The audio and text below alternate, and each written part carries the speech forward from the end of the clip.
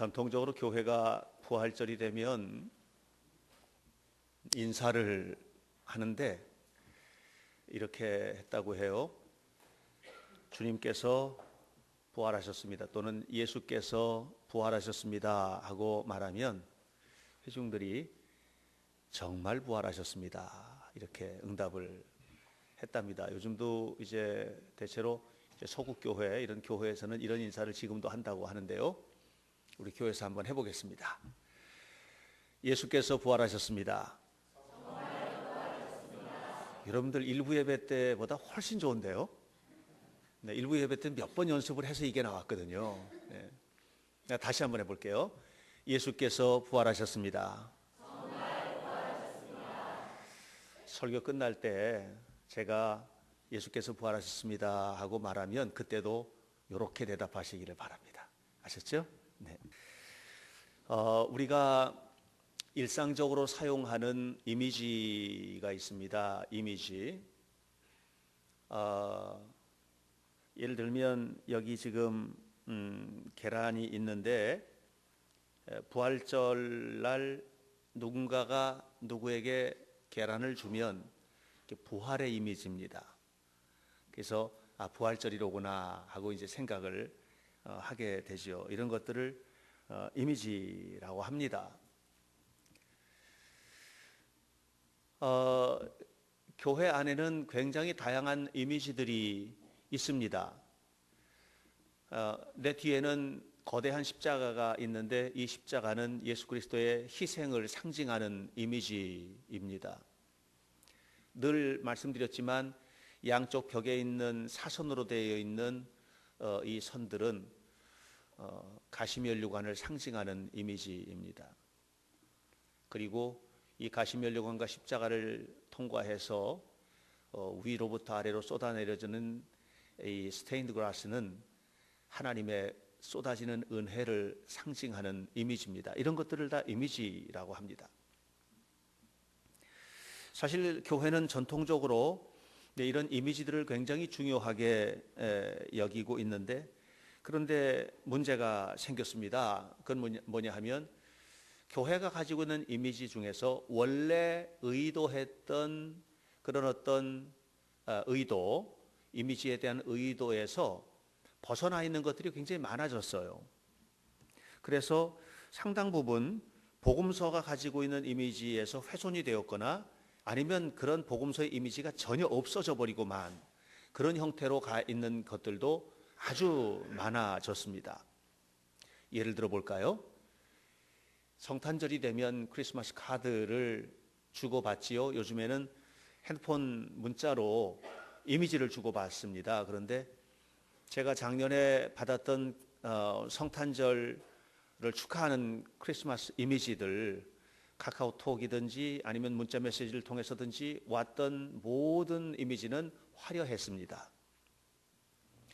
굉장히 아름다운 교회 건물과 그리고 멋진 숲 이런 이미지들 그리고 네온 사인이 반짝반짝반짝하는 그런 이미지들이 주종을 이루었고요. 또 예수님께서 탄생하셨던 말구유에 관한 부분도 세상에서 천사보다도 더 예쁜 마리아와 그리고 하나님을 닮은 것 같은 요셉이 옆에 있고 아기는 엄마의 품에 안겨 있습니다. 그리고 그 아이는 가장 깨끗한 옷을 입고 공중에서는 별이 빛을 내고 있고 그리고 천사들이 옆에서 찬양을 부르고 있는 그런 말구유 예수님께서 탄생한 말구유는 너무나 예쁘게 가지런히 정지되어 있고 그 안에 있는 분위기는 환상적일 만큼 행복한 분위기가 되어 있는 그런 말구유입니다. 그러나 이것은 최초에 예수님이 탄생하셨을 때에 복음서에서 보여주고자 했던 의도와는 전혀 다른 곳에 와 있는 것입니다. 예수님께서 탄생하신 곳은 그런 곳이 아니에요. 예수님께서 탄생하신 바로 그 마굿간은 말 그대로 마굿간일 뿐입니다. 그리고 예수님께서 탄생하시던 그 마굿간이 보여주는 이미지는 지독한 가난과 그리고 너무너무 고통스러운 산파도 없이 아기를 낳은 여인의 심각한 고통과 아픔 그리고 그 흐트러져 있는 지푸라기들과 그리고 더러운 말먹이통인 구유가 다입니다. 그런데 오늘날 교회가 보여주고자 하는 그런 이미지는 이런 처절한 아픔과 가난과 고통과 좌절 속에서 하나님이 이 땅에 오신 이런 이미지들은 아무 데서도 찾아볼 수는 없게 되어버리고 말았습니다. 예수님께서 무덤에 묻히신 장면도 역시 마찬가지입니다. 예수님은 최종적인 승리인 부활을 맞이하기 전에 그분은 십자가를 지셨습니다.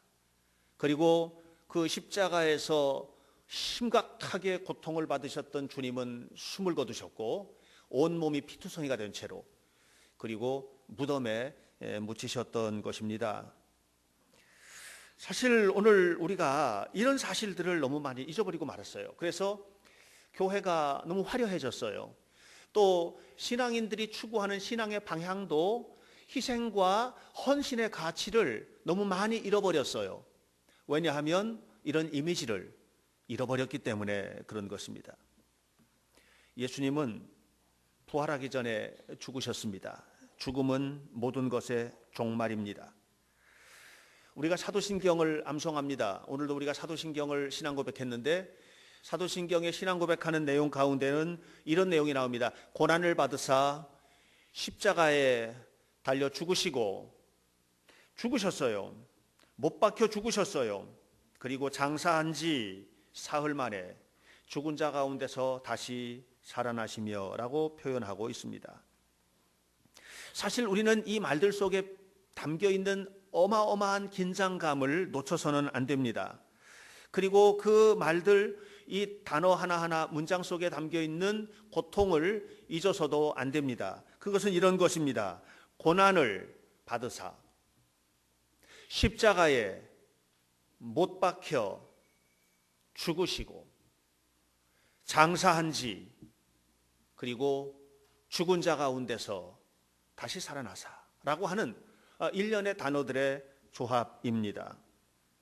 다시 바꿔 말하면 오늘 우리가 이 예수 그리스도의 이 엄청난 고통과 아픔 이런 부분들을 잊고 있는 거예요. 왜 이것을 잊고 있느냐? 그 이유는 하나입니다. 그것은 이미 우리는 부활을 알고 있기 때문이에요. 그러니까 부활의 관점에서 십자가를 보고 있고 부활의 관점에서 무덤을 보고 있고 부활의 관점에서 모든 것을 보고 있는 것입니다. 그러니까 하나도 슬프지 않은 것이죠. 죽음도 무덤도 슬픈 것이 아닌 것입니다. 예를 들어 보십시다.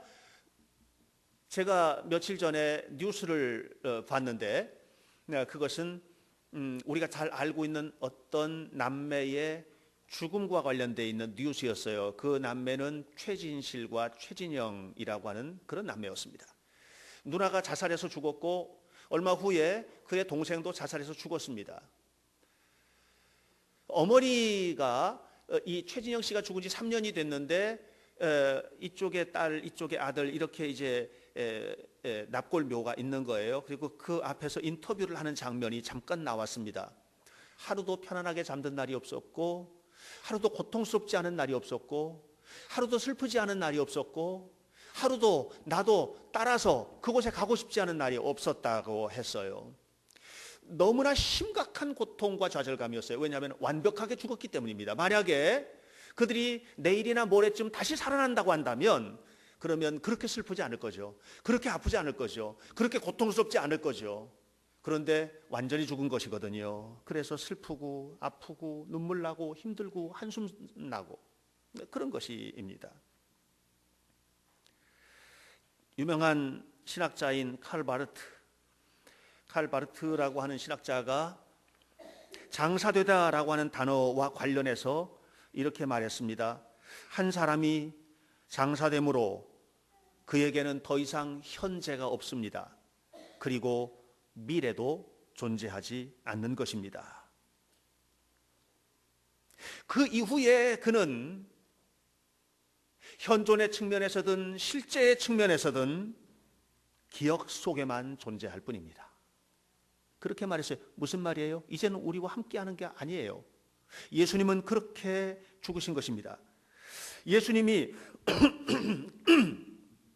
장사 지낸 바 되었다, 무덤에 묻혔다라고 하는 것을 여러분 낭만적으로 보셔서는 안 돼요.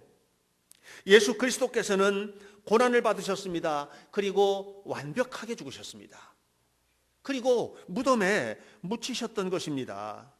왜 그렇게 되셨을까요? 왜 그렇게 죽을 수밖에 없었을까요? 그것은 나와 여러분의 죄 때문입니다. 인류의 죄 때문입니다. 죄의 문제가 그토록 심각합니다. 하나님이 인간이 되시고 인간이 되신 하나님께서 완벽하게 죽으실 만큼, 그렇게 해야만 할 만큼 그렇게 죄의 문제는 심각한 것이고, 그리고 그 죄 때문에 예수님은 죽으셨습니다. 무덤 속으로 던져지셨습니다. 그리고 유대인들의 무덤은 동굴이에요. 굴을 파고 그 속에 시체를 안치하고 굴문을 돌로다가 막아버리는데 돌문이 막혔습니다. 다시 말하면 예수 그리스도의 육체적 삶과 관련된 모든 것들이 끝장났다라고 하는 것입니다. 그렇게 예수님은 죽으셨습니다. 그런데 예수님이 사흘 만에 부활하셨습니다. 부활의 관점에서 죽음을 보는 것이 아닙니다. 죽었는데, 완벽하게 죽었는데 아무도 기대하지 않았던 일들이 벌어진 것입니다. 예수님이 사흘 만에 부활하셨습니다. 정말 부활하셨습니다. 이 말이 의미하는 바는 무엇일까요? 두 가지입니다. 하나는 그분은 메시아라고 하는 것입니다. 예수님은 그리스도십니다. 메시아십니다. 전능하신 하나님이십니다. 그랬기 때문에 그분은 죽은 지 사흘 만에 다시 무덤으로부터 태어나신 것입니다. 사실 이것은 자연스러운 일이 아니에요. 자연스러운 것은 뭐냐 하면 죽으면 무덤 속에 묻히고 그리고 세월이 지나면 썩어서 흔적도 없이 사라지는 것이 자연스러운 것입니다. 그런데 그분은 그렇게 자연스럽게 무덤에 묻히시고 썩어서 없어져 버린 것이 아니라 살아나셨습니다. 이것은 매우 부자연스러운 것입니다. 우리의 일상생활의 것이 아닙니다. 성경은 이것을 신비라고 말을 합니다. 다시 바꿔 말하면 가장 놀랍고 가장 깊고 가장 기묘한 신비의 모습을 우리에게 보여주신 것입니다. 이것은 기적입니다.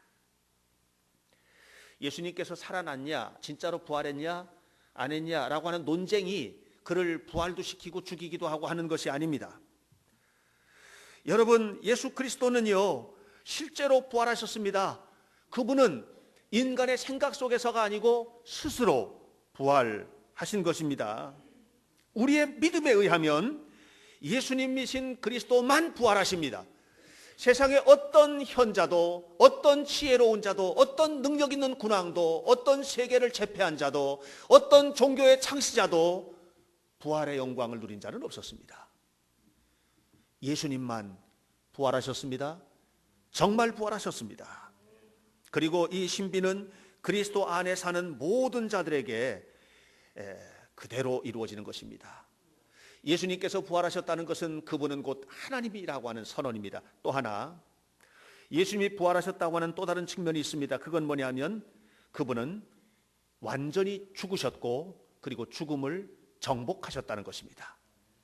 죽음으로써 죽음을 이기신 것입니다. 예수님이 죽음으로써 온 인류의 죽음을 이기신 것입니다.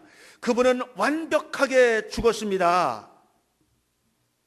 복음서에 의하면 예수님의 죽음을 실제로 죽었다, 가사 상태가 아닙니다. 그냥 죽은 척하다 살아난 것이 아닙니다. 예수님께서 죽으신 것이 식물인간 상태로 빠졌다가 다시 살아난 것이 아닙니다. 그분의 죽음은 완벽한 죽음이었다고 성경은 이야기하고 있습니다. 복음서에 등장하고 있는 여인들의 이야기, 대제사장의 이야기, 로마 군병 창으로 옆구리를 찔렀던 로마 군병의 이야기, 그리고 그 무덤의 문 앞을 지켰던 사람들의 이야기, 인봉했던 대제사장의 하속들의 이야기, 그들의 모든 증언들에 의하면 예수님은 실제로 그리고 완벽하게 죽으신 것입니다. 그리고 장사되셨습니다. 그 순간 그는 세상에서 완전히 제거된 것입니다. 다 끝장난 것입니다.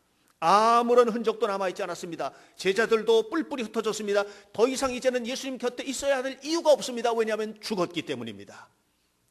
제자들은 모두 다 흩어졌습니다. 갈릴리로 갔습니다. 또 다른 곳으로 갔습니다. 사방에 흩어졌습니다. 그리고 예수님 옆에는 아무도 남아있지를 않았습니다. 그렇게 죽었습니다. 그런데 그렇게 죽으신 주님께서 온 인류의 죽음을 극복하기 위해서, 죽음으로 죽음을 물리치기 위해서 다시 살아나신 것입니다. 할렐루야. 정말 살아나신 것입니다.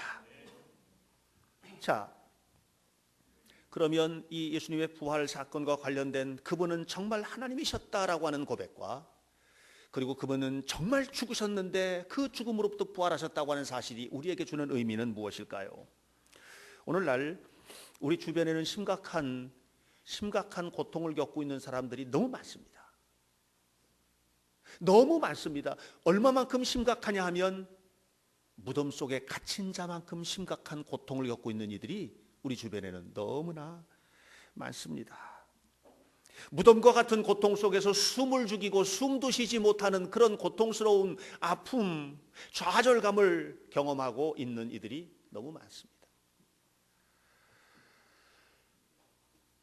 2001년에 조사한 바에 의하면 통계청 자료는 정확합니다. 청소년 사망률 1위는 암이었습니다. 2위는 교통사고였습니다.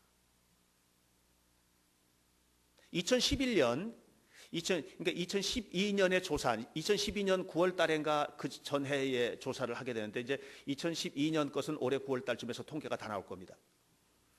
2011년 가장 최근 자료죠. 가장 최근 자료에 의하면 청소년 사망률 1위는 자살입니다. 2위가 교통사고, 3위가 암입니다. 청소년들이 무덤 속에 들어가 있습니다. 헤어날 길이 없는 거예요. 무덤 속에서 선택할 것이 없는 거예요. 무덤 속에 갇힌 자는 죽음밖에 생각할 게 없습니다. 30대 사망 원인 1위 자살입니다. 40대, 50대. 이 무서운 일이 지금 벌어지고 있습니다. 이 한국 사회 안에서 너무나 심각하고도 고통스럽고 좌절감 있는 그런 일들이 벌어지고 있습니다. 무덤 속에 갇혀서 살고 있는 이들을 찾아내는 일은요, 그렇게 어려운 일이 아닌 상황이 됐어요. 완벽하게 죽어 있는 것입니다. 이것이 오늘 우리들의 모습이에요. 아니, 죽음을 생각하지 않는다 하더라도 실제로 한 해에 자살을 시도한 이 말고, 자살로 죽어간 사람 말고 자살을 시도했는데 살아난 사람은 40배가 된답니다. 실제 자살자의 40배. 상상을 초월한 일이에요. 오늘 여러분들 한번 우리 여기 앉아서 예배드린 여러분 생각해 봅시다. 여러분 마음이 무덤 속에 갇힌 자처럼 답답하고 괴롭고 고통스러운 그런 환경에 있는 분들은 안 계십니까 혹시? 우리가 정말 너무나 멀쩡하게 와서 예배드리고 있지만 혹시 그렇게 마음에 깊은 상처와 아픔을 가지고 있는 이들은 안 계신지, 그런 사람은 없는지. 사랑하는 여러분, 오늘 우리가 이렇게 고통스럽게 있는 사람들에게 무슨 말을 해줄 수 있을지, 그리스도인이라면 이렇게 말해줄 수 있지 않겠습니까? 예를 들어서 예수님께서 부활하셨습니다. 곧 부활하실 것입니다. 당신도 회복되실 것입니다. 살아날 것입니다. 예수님께서 정말 부활하셨습니다. 당신도 그렇게 회복될 겁니다. 이렇게 권면해 줄 수 있지 않겠습니까? 그런데 여러분 한번 생각해 보십시오. 정말 그럴까요? 정말 그 말 한마디에 살아날까요? 우리의 환경이 다 바뀔까요? 그것은 필연적인 게 아니에요. 다시 말하면 아무리 그렇게 얘기해도 여전히 아프고, 아무리 그렇게 얘기해도 여전히 고통스럽고, 아무리 그렇게 얘기해도 여전히 슬프고, 여전히 헤어나오지 못하겠고, 여전히 힘든 거예요. 우리가 살고 있는 세상은요, 드라마하고는 달라요. 드라마는요, 이리 꼬고 저리 꼬고 또 꼬고 또 꼬고, 어머 저 사람이 곧 죽을 것 같아. 그런데 다음 편에 보면 살아나 있어. 그리고서는 끝에는 어떻게 해요? 해피엔딩이에요. 이건 영화나 드라마에서 나오는 얘기예요. 제가 최근에 드라마를 계속 보지는 않았는데 결말이 어떻게 났는지 궁금한데요. 마의를 봤어요. 마의. 그런데요, 이게 끝장날 것 같은 거예요. 그런데 다음 편에 보면 또 살아났어요. 그리고 또 살아났어요. 그리고 제가 결론을 잘 모르는데 일부 예배 때 물어보니까 둘이 결혼했다고 그러더라고요. 맞나요? 예. 둘이 결혼했대요. 예. 마의 잘 모르시는 분들은 다 다운로드 받아서 보시기 바랍니다. 이거 드라마에 나오는 얘기예요. 그런데 오늘 우리의 현재 생활 속에는요, 그렇지 않아요. 그냥 죽는 거예요. 무덤 속에서 죽는 거예요. 고통스러워요. 그러나 여러분, 분명히 알아야만 합니다. 우리에게 분명한 대답이 있습니다. 부활절이라고 하는 대답은, 우리에게 주신 하나님의 대답은 무엇이냐? 그것은 그리스도께서 죽은 자 가운데 살아났다는 하나님의 역사에 대한 신비입니다. 그것은 나로부터 나오는 것이 아니에요. 내가 결심하고 내가 무슨 말을 하고 또는 내가 누군가로부터 위로받아서 나오는 것이 아니에요. 그것은 하나님께로부터 임하는 신비임을 기억하시길 축원합니다. 그러므로 부활은 하나님의 주도권 속에서 이루어지는 하나님의 신비입니다. 그렇기 때문에 우리가 하나님 앞에 내 무덤과 같은 고통스러운 삶의 이런 삶의 현장들을 맡기게 될 때, 그때 우리가 드디어 부활의 영광을 경험할 수가 있게 되는 것입니다. 또 하나는, 부활은 낡은 모든 것들, 죄된 모든 것들, 인간적인 모든 삶이 무덤 속에 묻혀질 때, 다시 말하면 장사 지낸 바 될 때 하나님께로부터 오는 축복이에요. 옛것 그냥 가지고, 옛 성격 그냥 가지고, 옛날 삶의 패턴 그냥 가지고는 죽었다 깨나도 부활을 경험할 수 없어요. 그러므로 내가 살았던 삶의 모든 패턴들을 무덤 속에 장사 지내게 될 때 주님으로부터 부활의 영광을 누릴 수 있게 되는 것입니다. 사랑하는 성도 여러분, 주님께서 함께하지 않는다면 우리에게는 부활은 없습니다. 인간은 부활의 존재가 아닙니다. 죽었다 살아나는 존재가 아닙니다. 부활은 하나님의 주권 속에서 있는 것이고 그리스도의 영광 속에서 일어난 일입니다. 그러므로 우리가 주님의 손에 철저하게 붙잡히지 않는 한 부활은 없습니다. 사랑하는 성도 여러분, 예수님께서 무덤에 장사되셨습니다. 그리고 무덤에서 다시 태어나셨습니다. 마찬가지로 오늘 우리가 일상생활 속에서 수없이 많이 예수님처럼 무덤에 장사됩니다. 그러나 여러분, 만일 우리가 주님을 믿는 믿음의 사람들이라면 무덤에서 살아나신 예수님처럼 우리도 무덤에서 태어나는 새로운 생명의 주인공이 될 줄로 믿습니다. 예수님 부활하셨습니다. 예수님 부활하셨습니다. 예수님은 정말로 부활하셨습니다. 그 예수님께서 무덤 속에서 태어나셔서 살아 걸어 나오신 것처럼 여러분의 삶의 모든 것들이 주님의 부활을 믿는다면 그 부활과 함께 생명의 탄생으로 이루어지게 될 것입니다. 그리고 주님과 함께 승리하는 삶을 살게 될 줄로 믿습니다. 기도하겠습니다. 거룩하신 아버지 하나님, 예수님은 부활하셨습니다. 정말로 부활하셨습니다. 그리고 그 주님의 부활하신 그 부활 때문에 우리는 무덤 속에 장사되었지만 다시 살아나는 생명의 탄생을 경험하게 되었습니다. 자비하신 아버지 하나님, 예수님께서 무덤에 갇혀 있던 것처럼, 묻혀 있던 것처럼 오늘 우리의 삶에도 수없이 많은 사건들이 벌어지게 됩니다. 우리는 정말로 무덤에 묻힌 자가 되었습니다. 너무 아픕니다. 너무 슬픕니다. 너무 고통스럽습니다. 그러나 주님은 그 고통스러운 무덤에서 일어나셨습니다. 무덤에서 탄생하셨습니다. 무덤에서 새로 생명으로 주인공으로 일어나셨습니다. 오늘 우리도 주님처럼 무덤에서 탄생한 자가 되도록 인도하여 주옵소서. 무덤에서 살아난 자가 되도록 도와 주옵소서. 이 시대와 이 역사 속에 무덤과 같은 고통에 사로잡힌 모든 이들에게 부활의 소식이, 그리스도의 소식이 전파되게 하시고 그들도 또한 동일하게 탄생의 기쁨을 누리게 하여 주옵소서. 하나님의 영광이 사랑하는 성도들 한 사람 한 사람 속에 영원히 함께 하시고 부활의 아침에 부활의 영광의 주님과 함께 하나님의 생명으로 탄생한 우리가 세상에서 승리하도록 역사해 주실 줄 믿으며 예수 그리스도의 이름으로 기도하옵나이다. 아멘.